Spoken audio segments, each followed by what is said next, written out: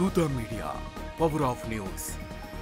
Red book అంటే చాలా మంది సహజంగానే అదో సాధారణ పుస్తకం అనుకుంటారు. కానీ తెలుగు రాజకీయాల్లో మాత్రం అదో సంచలనం. ముఖ్యంగా 2024 ఎన్నికల సమయంలో టీడీపీ జాతీయ ప్రధాన కార్యదర్శి నారా లోకేష్ ఈ పదాన్ని తరచుగా ఉపయోగించారు. తమ పార్టీ కార్యకర్తలను వేధించిన అధికారులు, పోలీసులు, వైసీపీ నేతలందరి పేర్లను రెడ్ బుక్ లో రాస్తున్నామని, అధికారంలోకి వచ్చిన వెంటనే వారి చర్యలకు తగిన ప్రతిఫలం ఇస్తామని నారా లోకేష్ యువగళం పాదయాత్రలో స్పష్టంగా ప్రకటించారు. ఈ ప్రకటనలు అప్పట్లో టీడీపీ శ్రేణుల్లో ఉత్సాహం నింపగా వైసీపీ నేతల్లో వ్యంగ్యానికి కారణమయ్యాయి.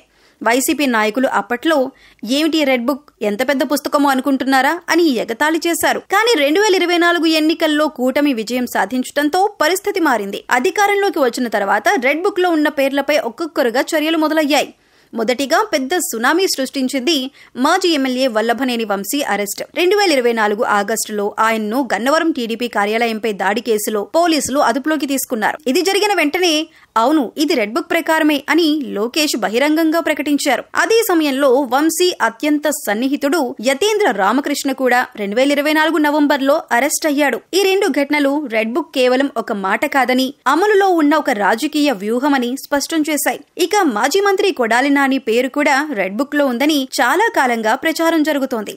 కానీ ఆరోగ్య కారణాల వల్ల నాని అరెస్టు విషయంపై ప్రభుత్వం ముందుకు వెళ్లలేదన్న మాటలు వినిపించాయి. ఈ అరెస్టులు, చర్యలు వైసీపీకి చెందిన ప్రముఖులపైనే జరగటంతో వైసీపీ తరపున తీవ్ర విమర్శలు వచ్చాయి. రెడ్ బుక్ రాజ్యాంగం అమలవుతోంది, విపక్షాన్ని అణిచివేయటమే లక్ష్యం అంటూ వైసీపీ నేతలు ఆరోపించారు. ముఖ్యంగా నటుడు, వైసీపీ నాయకుడు పోసాని కృష్ణమురళి అరెస్టైన తరువాత ఇది రెడ్ బుక్ కాన్స్టిట్యూషన్ పని అన్న విమర్శలు బలపడ్డాయి. కేవలం వైసీపీనే కాదు, సిఐడి కూడా ఈ అంశంపై లోకేష్ కి నోటీసులు జారీ చేసింది. అమరావతి ఐఆర్ఆర్ స్కామ్ కేసులో రెడ్ బుక్ పేరుతో బెదిరింపు వ్యాఖ్యలు చేశారనే ఆరోపణలపై 2023 సెప్టెంబర్లో లోకేష్ పై విచారణ జరిపింది. ఈ వ్యాఖ్యలు అధికారులకు, రాజకీయ ప్రత్యర్థులకు ముప్పుగా పరిగణించబడ్డాయి. అయితే గత కొద్ది నెలలుగా లోకేష్ రెడ్ బుక్ ప్రస్తావన చేయటం మానేశారు. దీనిపై విశ్లేషకుల అభిప్రాయం రెండు రకాలుగా ఉంది. కొందరు రెడ్ బుక్ లో ఉన్న ముఖ్యమైన టార్గెట్లు పూర్తయ్యాయి, అందుకే ఇప్పుడు ప్రస్తావన తగ్గింది అంటుంటే, మరికొందరు ప్రతిపక్ష విమర్శలు ఎక్కువవటంతో ఈ అంశంపై మౌనం వహించడం మంచిదని ప్రభుత్వం నిర్ణయించింది అంటున్నారు.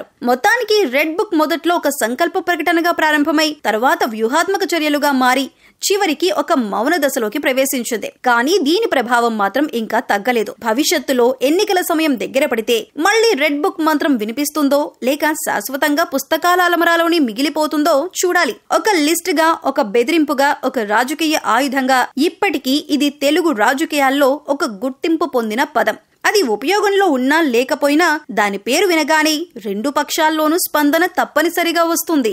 For more updates please subscribe దూత మీడియా.